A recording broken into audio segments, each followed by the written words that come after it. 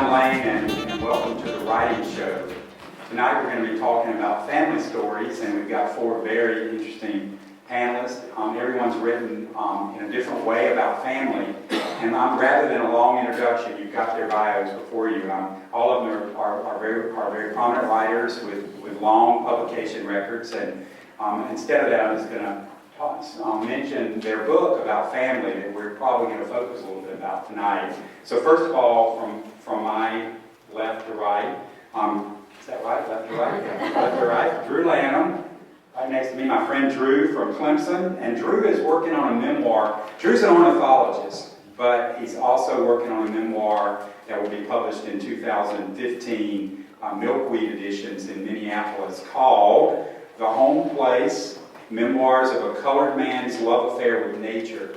And it's a multi-generational story about his family in Edgefield, South Carolina, a very dark and interesting place. And Drew will talk about that. And then next to Drew is Becky, or Rebecca McClanahan.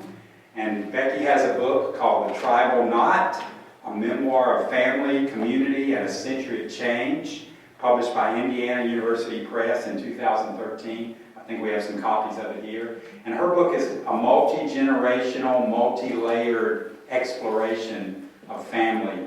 And we've got some interesting questions for Becky about that. And then third is Judy Goldman from Charlotte. And Judy wrote a book about her sister. It's called Losing My Sister, and it was published by John F. Blair in 2012. And then Deno Trakas, my Walford colleague, published a book a few years ago, 2012, Deno? I think 2012. And the name of the book is Because Memory Isn't Eternal. And it's about the Greeks in the upstate. His family settled the upstate, one of the Greek families to settle the upstate, and Deno explored that situation in this wonderful book from Upstate Writers Project right here in Spartanburg. So I'm going to start at supper tonight. I kind of prompted them and asked them to give me a question that was sort of a softball across the plate, something they'd really like to answer. And I'm going to start, and I'm going to ask them all the same question.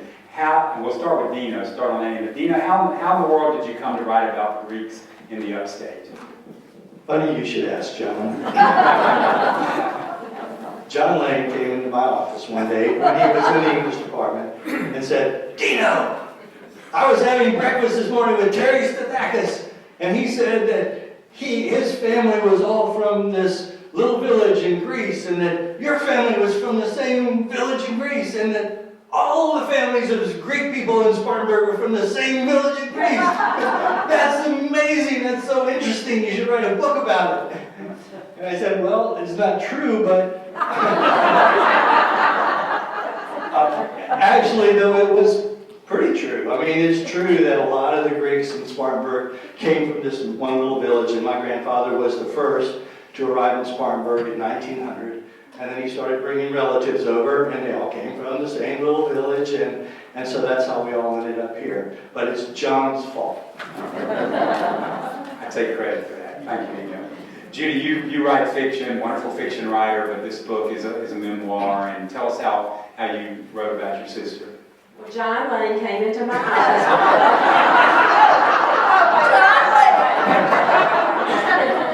Let me start all over. Okay, so within 5 days, 3 things happened to me that just flipped my life upside down.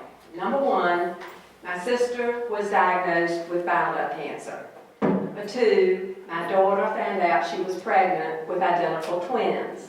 Number 3, my brother told me that a daughter he had fathered 40 years before, none of us knew anything about this, she had been put up for adoption. This daughter had just found him. Now those 3 things happened within 5 days. So immediately a title came into my mind, The Arithmetic of Family. I saw people coming into my family, people leaving my family. So for 2.5 years, I wrote that book. And when I finished, I realized that I had written the book, the title had led me to write, but I had not written the book. My lifelong preoccupation was leading me to write. So I dropped 2 of the sections, and I was left with a memoir about my sister and me, a very complex, close relationship. Complex relationship. Did I say complex? Anyway, I did write the book that I had always wanted to write. Becky, Yeah. how in the world did you tie a tribal knot? Yeah, jury's still out on whether I did. Yeah, I avoided it as I have avoided every book I've ever written. That's a lot of the writer's energy goes into avoiding writing things because it's a lot of work and it takes a toll on one.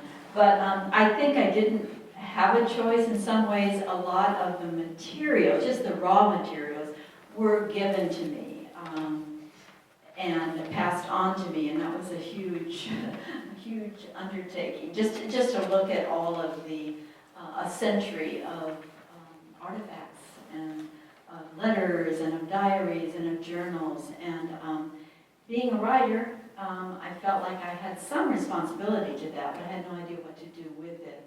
And then things happened in my life that made me begin to question even the value of family. And I've always written about family, supposedly a very close one as it goes, and a large extended, I mean, I have 28 nephews and nieces, including great, it's he, wait, I think one might have just been born there. No, next week. We got one more, 29. See, that's the thing. The first page of Tribal Knot talks about it, and I have to keep editing it as I'm doing the readings. I say, wait, Ellie Grace just born. But anyway, we have a large extended family. I've always been extremely close to them. But at some point in one's life, you do begin, I think, to ask, is it worth it? Or where do I leave off and others begin? And what are my responsibilities to the larger tribe, not just the living, but the dead and those that will come past me, or can I go my own way? And Americans were very about the individual and plot your own course, but we're also very much about community. So I've always been haunted by that question. So that is why I thought that, okay, here's an opportunity. I've got 150 years of materials here, and I am seeing patterns, and maybe I can learn by what my forebears have come to with this question. I still don't know the answer, but that's, I never write a book that I know the answer to. It's why do it? And so that remains my big question, and it doesn't ever get any easier. But that's my big question. And so when I got all this stuff, I just started sifting, and 12 years later, I had the book. And after losing, as John knows, 600 pages. Yeah, she edited 600 pages out of this book. It was a mercy killing for you. Drew, your title, Home, Place. Home, family, place, family, and other things. I know like I mentioned before, Drew's an ornithologist. He's a professor at Clemson, flies all over the country, does birding things. But this book is more a family book and a place book. Talk to us about how it came about. Wow, 600 pages of editing, gosh. In a dozen years? That's patience. John, it's, I had to escape home to find it, really. And my journey began in Vermont, of all places. And I'll admit, it was kind of a stalking thing, because if you know Janice Ray and her book, Ecology of a Cracker Childhood, that book, I fell in love with it, and Janice's writing, so I went to Vermont, quite honestly, to meet her, to a conference that I thought was really going to kind of help me hone my pointy-headed professor writing skills. And I walked to a room, and a bunch of people were sitting around in a circle. It was kind of weird. And if you've ever been to Craftsbury Common, Vermont, in Sterling College, it's an enrollment of about 123 people, and I walk in this room, and it's people sitting around in a circle. And right as I sat down, I was already irritated because I didn't have cell phone reception. I couldn't check in, and why am I here? And I sat down and I told the truth. And so, my story came from, the home place came from me being in a place where I felt comfortable enough to begin to tell a story. And Diane Capel Smith, who was the instructor, she gave the typical prompt the next morning and said, right, I need 500 words about a place. And I went to my little Spartan dorm room at Sterling College, which is Spartan. You sleep basically almost on hay stuffed in sacks. They gave me a sack at Sterling. So, but in that process of 500 words, I started writing about home. And I lost my father when I was 15. I said, well, I'll write about home and how I grew up. And I started writing, and 5,000 words later, within that night, this thing came to be. And Janice Ray heard me read a part of it. She said, that's a book. So that's how it started, I think, leaving home to find home. And I think that's part of the struggle is sometimes when you're so close to home, it's difficult to write about it. You don't have the distance to gain perspective. So Vermont is still kind of a second home in many ways to me in Sterling College. So home place started in Craftsbury County, Vermont. So I'll admit I'm a bad genealogist. I write the wrong dates down.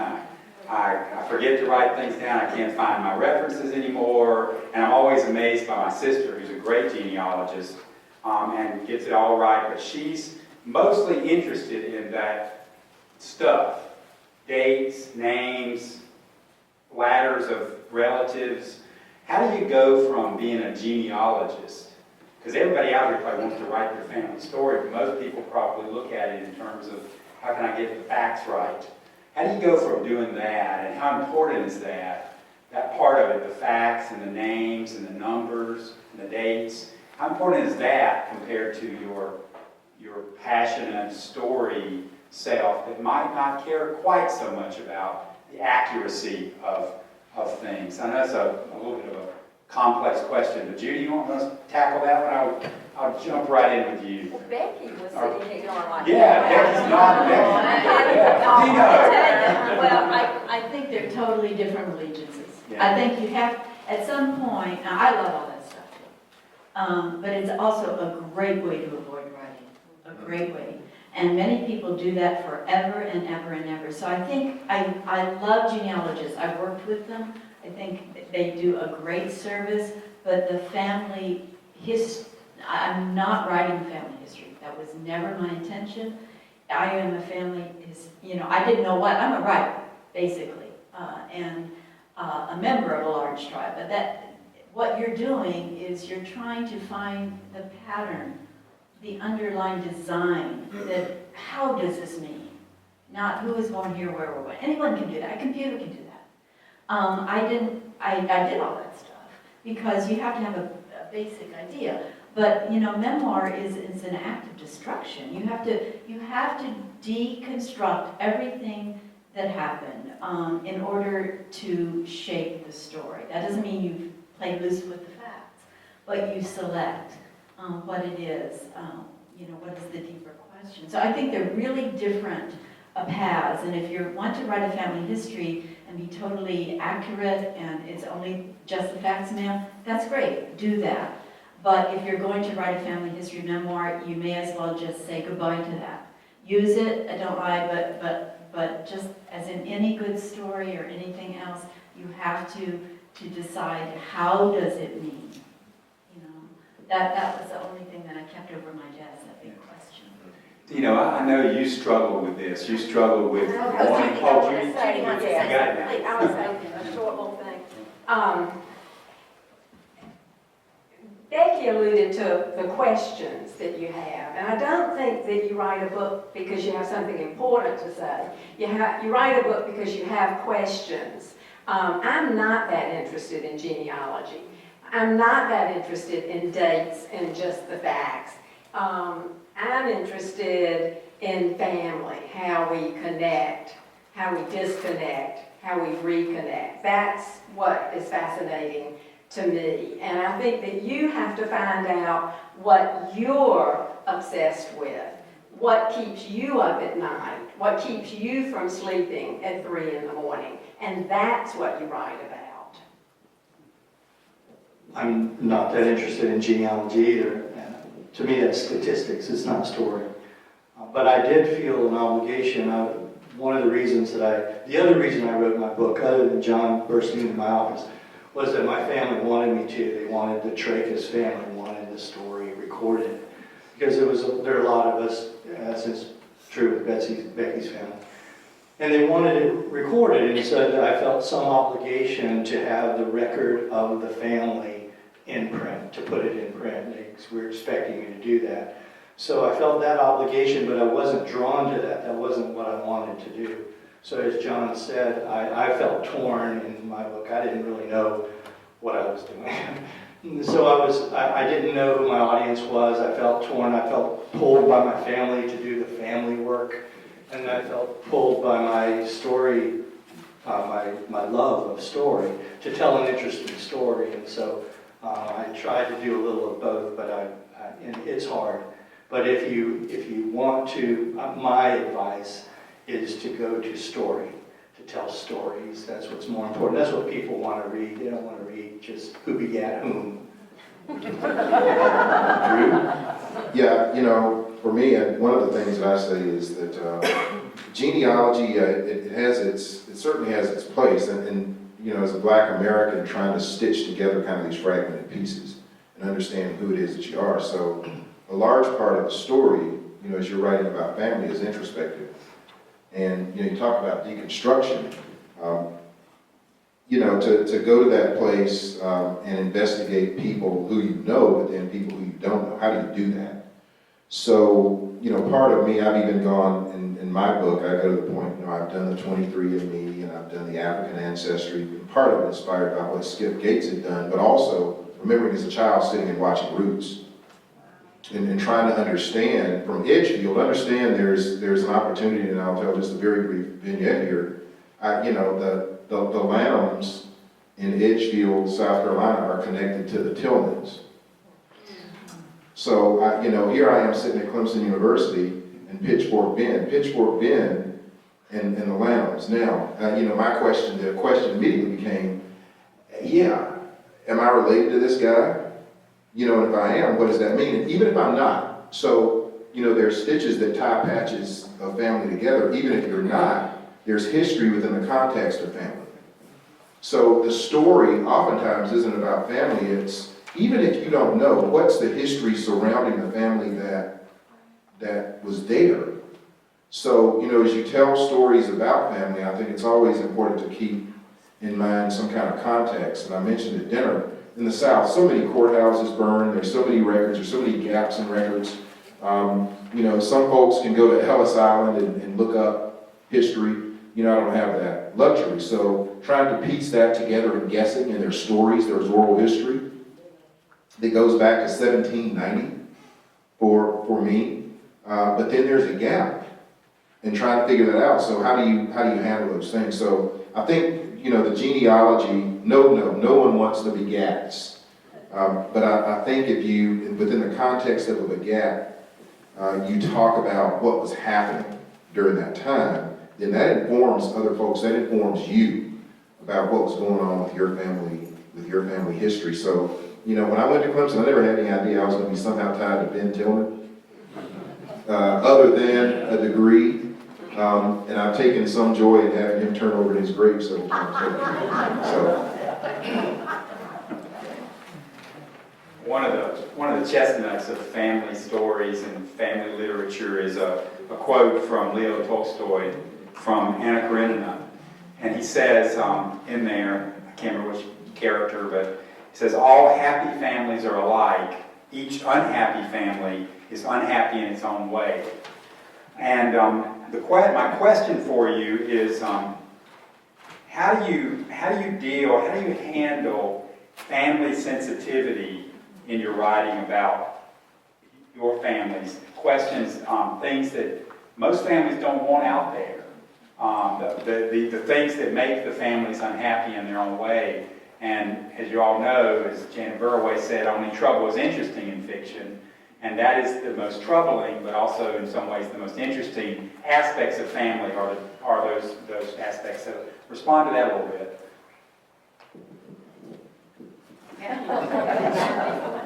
Well, we were talking about this a little bit, the three of us, right before the panel, and I said that while I was writing my memoir, the whole time I was writing it, I was asking myself the question, why are you doing this? I mean, you know, Judy, you have a really nice life. You don't need to let yourself in. You don't need to let yourself in for what you're letting yourself in for. I mean, we grow up in the South knowing that you're not supposed to air dirty laundry, right? And here I am just putting it all in a book. So I kept wondering, while I was spending all those years writing this memoir, I really was questioning, do I really want to have this published? And I'll say this, that right before I had gotten the contract from the publisher, had it in my hands, and I decided, I'm not going to do it. This doesn't make sense. This is crazy. And I decided just not to go through with it. And when my husband came home that night, I said, I decided not to publish Losing My Sister. And he said, you decided not to publish it after you've gone through all this? Well, I did publish it. It was published. But it's very, you really have to decide. You make a million decisions during the writing of a memoir where you fall on this continuum. Are you betraying loved ones? Or are you being honest, honoring them, telling the truth? And each chapter is a decision. What you leave in, what you take out. What's tricky too is the longer you work on the memoir, the more you get used to what's in the book. And so it's not as shocking to you as it was when you first put it down on paper.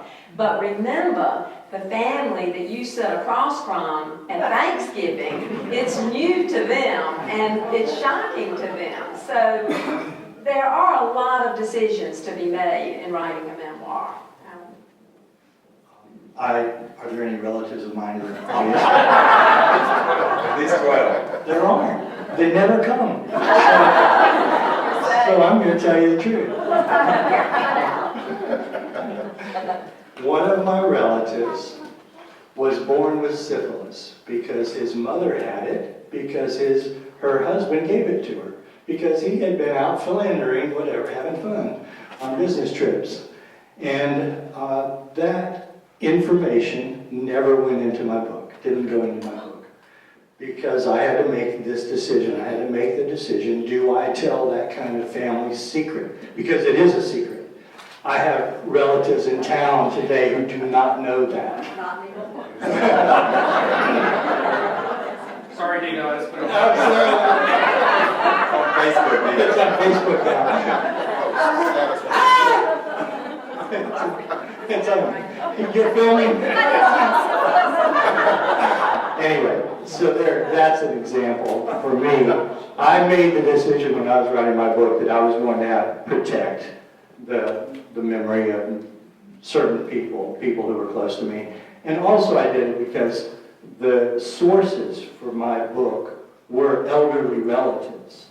And I knew that if they thought I was going to write that kind of book, they would shut up. They were not going to tell me anything. And I needed them. I needed them to talk to me freely, openly, honestly, tell me their stories. And they did, except they didn't tell me the dirty parts. They didn't air the dirty laundry, so I didn't put it in my book. And I have always wondered about that decision, about whether I should have done it, but I'm happy that I didn't. I think if you look at your story as a dirt road or as a road, and you think about where that story is going, things about my publisher, in the editing process and the review process would come back and say, well, I need to know more about. And ultimately, you have the power as the writer to say what you want to say. There are some things that need to be said, obviously, that move the story down that road.